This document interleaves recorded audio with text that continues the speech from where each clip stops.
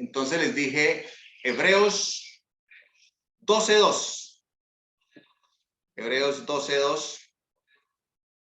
Y yo quiero que ustedes me saluden y me digan, hola sinvergüenza. Y yo también los voy a saludar, cada uno de ustedes. Hola sinvergüenza.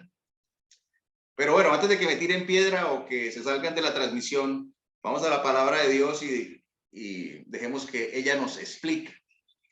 Hebreos 12:2. Dice así: fijemos la mirada en Jesús, el iniciador y perfeccionador de nuestra fe, quien, por el gozo que le esperaba, soportó la cruz, menospreciando la vergüenza que ella significaba, y ahora está sentado a la derecha del trono de Dios. Padre, gracias. Gracias por esta mañana y por esta bendita palabra. Gracias, Señor, porque tú soportaste la vergüenza de ir a una cruz para que nosotros tengamos libertad y podamos vivir libres de vergüenza y sentarnos a la mesa del Rey. Sentarnos, Señor, junto contigo en lugares celestiales. Háblanos, Dios. Quita toda venda de nuestros ojos espirituales. Abre nuestro entendimiento, Dios, para poder vivir en libertad como tú quieres que vivamos. En Cristo Jesús.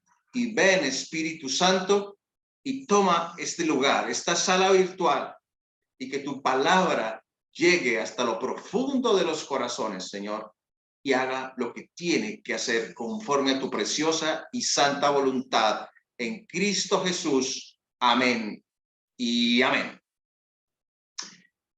Bueno, en tiempos de Jesús, la cruz era lo más vergonzoso que existía. A la cruz solo iban los criminales. Pero Jesús es el iniciador y perfeccionador de nuestra fe. A él no le importó la vergüenza que significaba ir a la cruz. A él no le importó cargar con esa vergüenza para que nosotros fuéramos libres de ella. Fuéramos libres de vergüenza. Y es que la vergüenza tiene su origen en el Edén. Y nos perseguirá. Esa vergüenza nos perseguirá a menos que aceptemos lo que Cristo hizo en la cruz. Voy al relato bíblico, allí donde empezó, allí donde inicia la vergüenza. Génesis 3:6-7. Génesis 3:6-7. Vio que el árbol era hermoso y su fruto parecía delicioso y quiso la sabiduría que le daría. Está hablando de Eva. Eva vio que el árbol era hermoso y su fruto parecía delicioso y quiso la sabiduría que le daría. Así que tomó el fruto y lo comió. Después le dio un poco a su esposo que estaba con ella y él también comió. En ese momento se les abrieron los ojos y de pronto sintieron vergüenza. Sintieron vergüenza por su desnudez. Entonces cosieron hojas de higuera para cubrirse. Aunque Cristo cargó con nuestra vergüenza, algunos cristianos siguen escondiéndose detrás de la vergüenza. Siguen cosiendo hojas de higuera para cubrirse. Y es que la vergüenza ataca directamente el núcleo de nuestra identidad y nos dice, no eres digno de ser aceptado. Y nos incita a encubrirnos y a ocultarnos. Nos hace sentir, la vergüenza nos hace sentir tan expuestos y vulnerables que deseamos encubrirnos y ocultarnos de Dios y de los demás. Ahora, hay una diferencia entre culpa y vergüenza. La culpa dice, hice algo malo, cometí un error. La vergüenza dice, hay algo malo en mí, yo soy el error. La vergüenza ataca directamente tu identidad. La clave para escapar de la vergüenza es conocer tu nueva identidad en Cristo. Pero, ¿de dónde viene la vergüenza? Bueno, ya lo vimos en el relato bíblico, pero hay varias fuentes de la vergüenza, varios orígenes. Y claro, principalmente la vergüenza viene del pecado. Del pecado. Experimentamos vergüenza por las cosas que hemos hecho, las adicciones y cualquier pecado que degrada nuestro cuerpo hacen que otros nos menosprecien y que nosotros nos sintamos indignos. El pecado es la principal fuente de vergüenza. Y el pecado nos lleva a tejer hojas de higuera para cubrir esa vergüenza.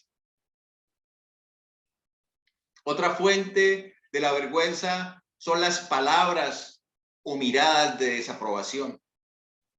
Palabras o miradas de desaprobación.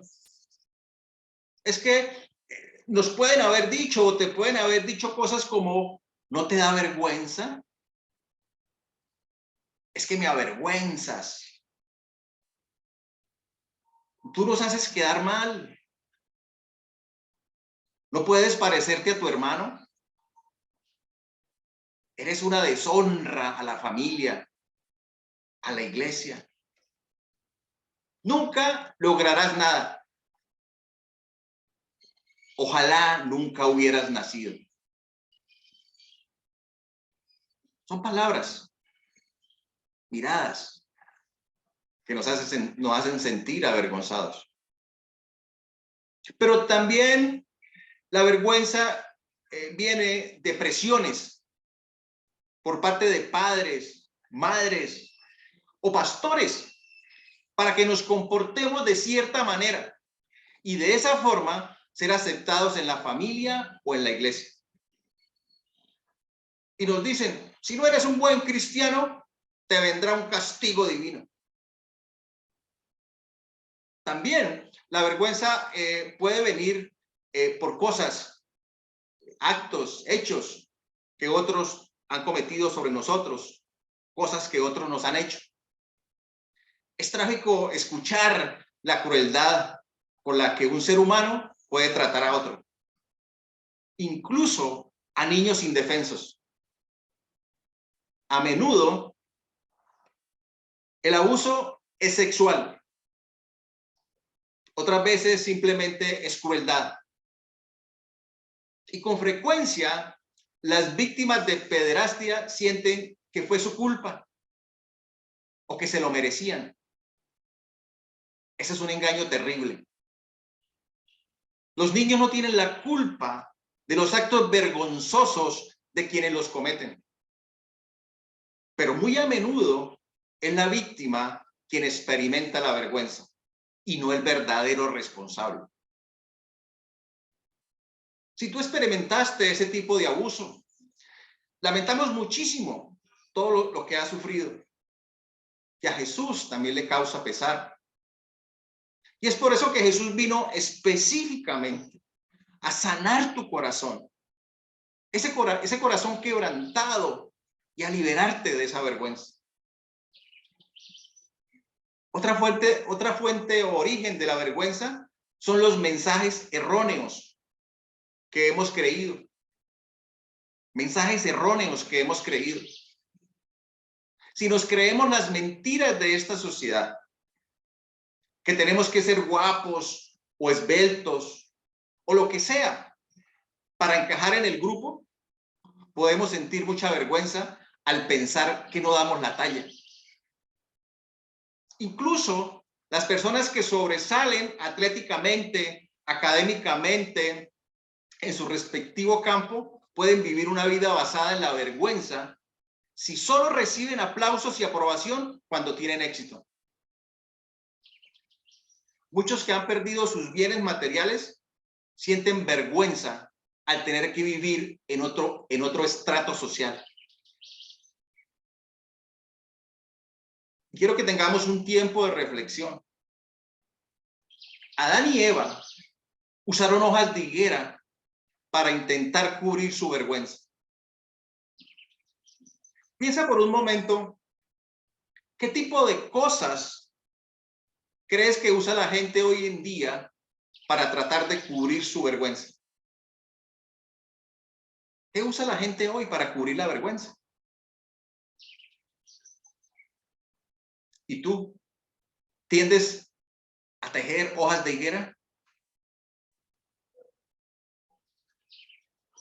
Todos hemos desarrollado estrategias para encubrirnos y ocultarnos, es decir, para aliviar la vergüenza. Y a continuación, algunas hojas de higuera o estrategias más comunes que usamos para tratar de cubrir la vergüenza. Y yo te pido que mientras las enuncio, mientras yo enuncio esas hojas de higuera, pídele al Espíritu Santo que te muestre si te escondes de pronto detrás de alguna de ellas.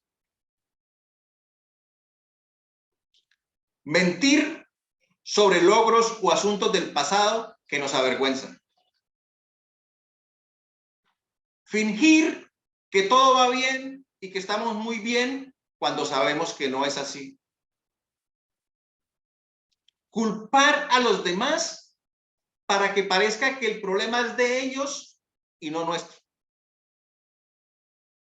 Traicionar nuestros valores morales y bíblicos para ser aceptados y evitar la vergüenza del rechazo. Tratar de sobresalir en algunas áreas para intentar compensar aquellas en las que nos sentimos avergonzados. Adoptar una posición dura e inflexible frente a comportamientos que nos causan vergüenza. Criticar a los demás con dureza para que parezcan inferiores a nosotros. Automedicarse para mitigar y adormecer el dolor de nuestra propia vergüenza. Buscar la perfección en el comportamiento o en la apariencia para compensar la dolorosa convicción de que no damos la talla. Pero al igual que Adán y Eva, con las hojas de higuera, estos son mecanismos de defensa que no funcionan. Estos mecanismos de defensa no funcionan. Pueden proporcionar un alivio temporal, incluso convencernos por un tiempo de que estamos a salvo.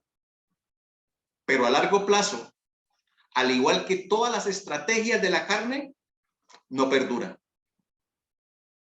Entonces, la pregunta del millón es, ¿cuál es la solución? ¿Cuál es la solución? Bueno, la solución que Dios nos da para quitar la deshonra o la vergüenza es la gracia. La gracia. ¿Recuerdan la historia de Mefiboset?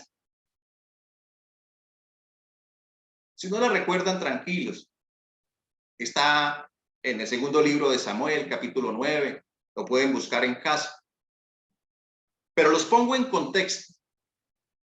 Saúl, quien había sido rey de Israel, tenía un hijo que se llamaba Jonatán. Y Jonatán y David habían hecho una amistad entrañable. Saúl y su hijo Jonatán estaban muertos y casi toda la descendencia de Saúl había desaparecido.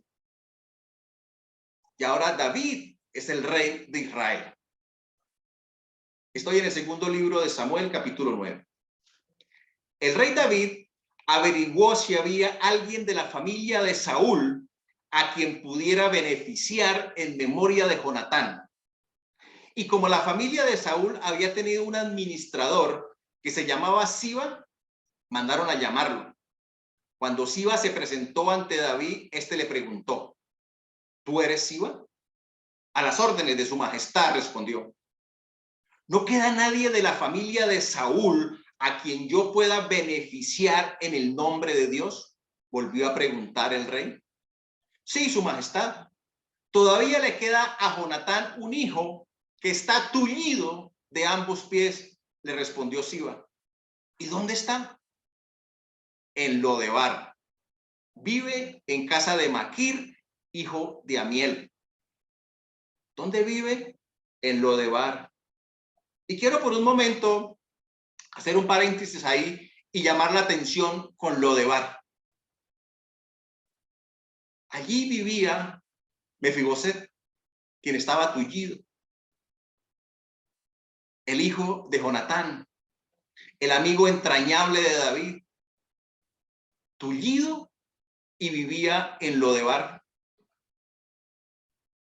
El significado bíblico de Lodebar es dolor, miseria, tristeza, oscuridad, soledad y desesperanza. Un estado espiritual de los despojados de la fe. Un lugar para los que viven en vergüenza. Ese sitio, Lodebar, era sumamente árido. Por lo tanto, era impensable que diera frutos o que se pudieran criar allí animales. Era un lugar inhóspito que servía de refugio a los marginados de la sociedad, los lisiados, los perseguidos, los que habían perdido sus bienes, para quienes ya no podían aspirar un futuro prometedor. Sigo con el relato bíblico.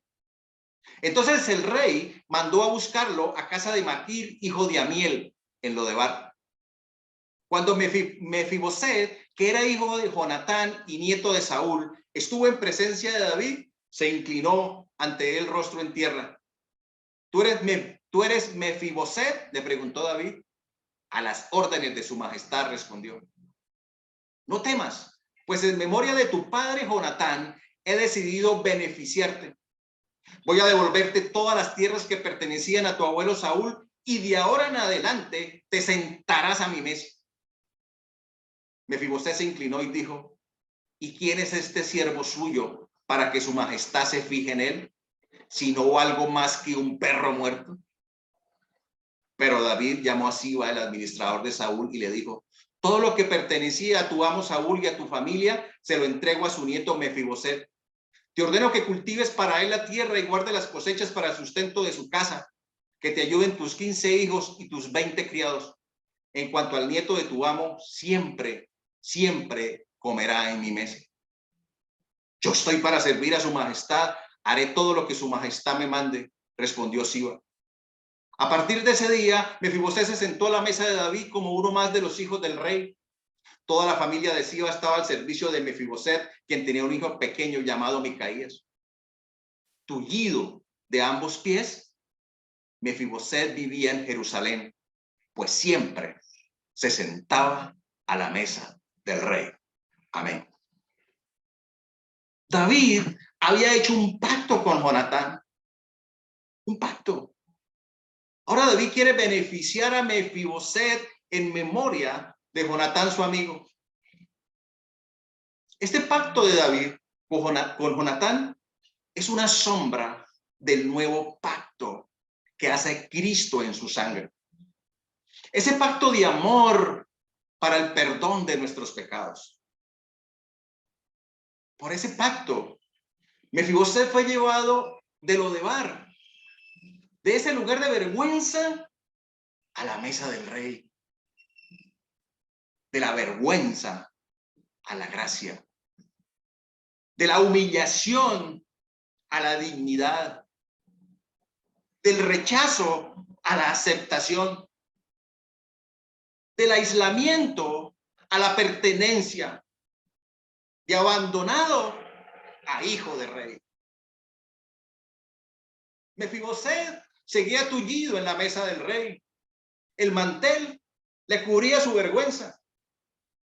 Pero en la mesa de Cristo, en el nuevo pacto, ya no te cubre. Dios te hace una persona completamente nueva. La vergüenza se acaba, desaparece para siempre. Algunos cristianos se sientan a la mesa del rey, pero siguen tullidos espiritualmente. Se quedan en el Viernes Santo y no disfrutan el domingo de resurrección. En Cristo podemos correr a los brazos del Padre. Por lo tanto, si alguno está en Cristo, es una nueva creación.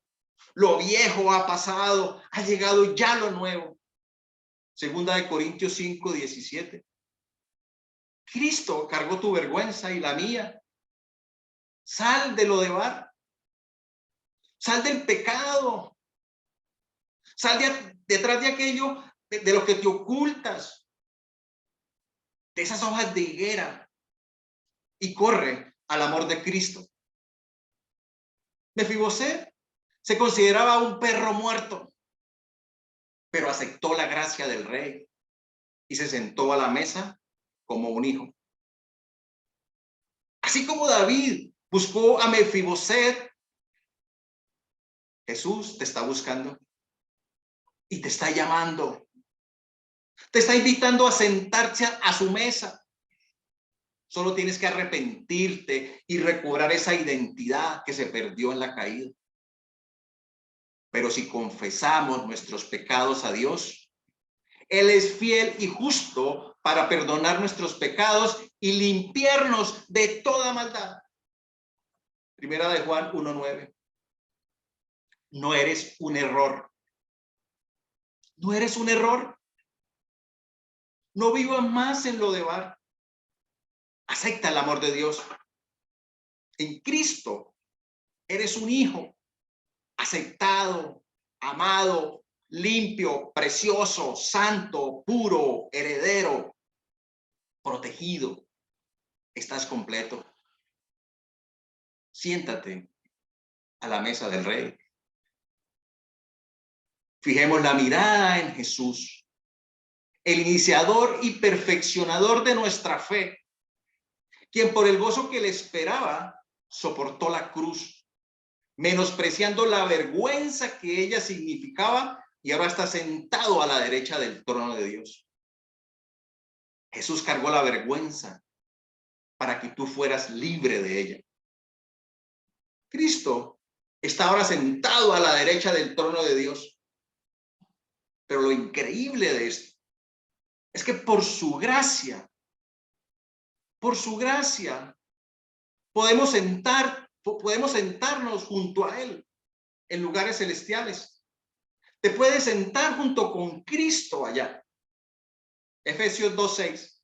Y en unión con Cristo Jesús, Dios nos resucitó y nos hizo sentar con Él en las regiones celestiales. ¡Wow!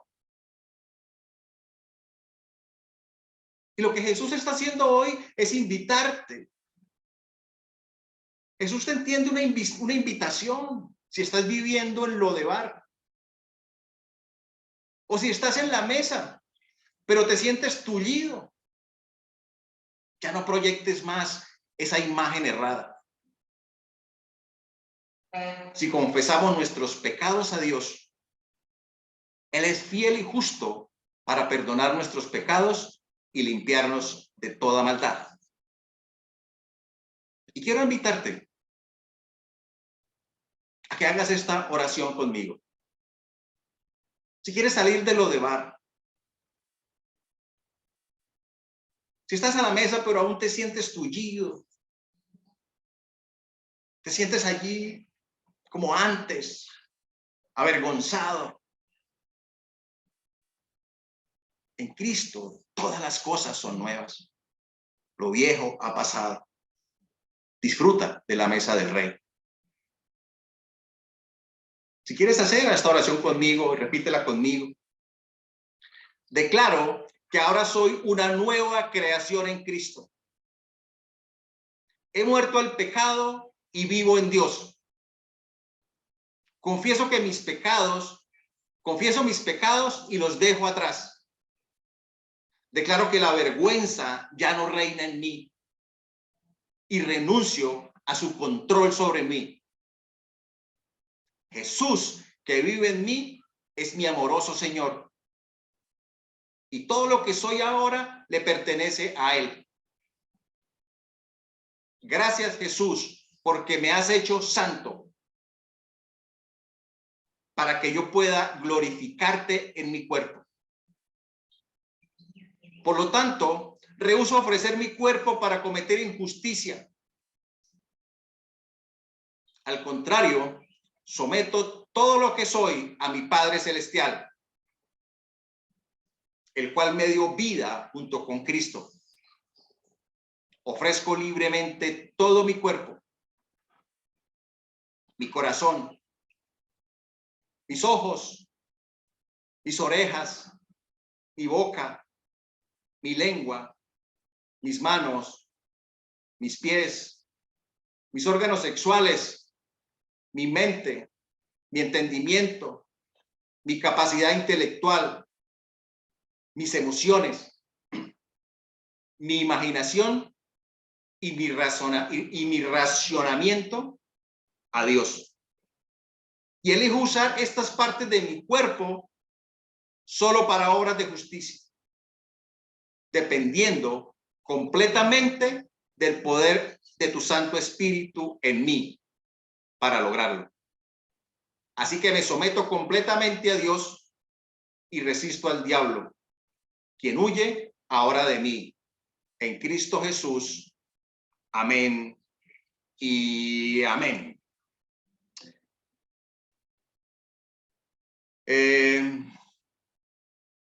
Hay unas peticiones de oración. Ahora oramos. Gracias, que el Señor los bendiga y que puedan vivir libres de vergüenza. Quiero hacerles una invitación a extender el reino de Dios.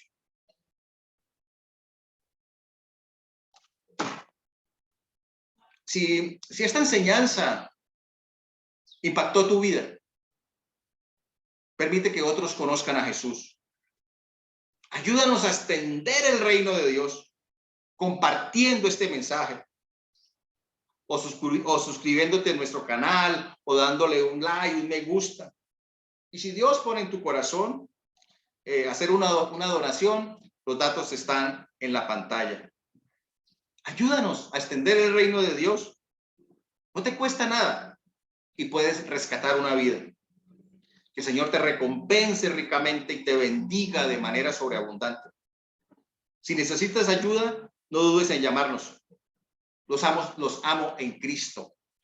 Nos vemos en la próxima.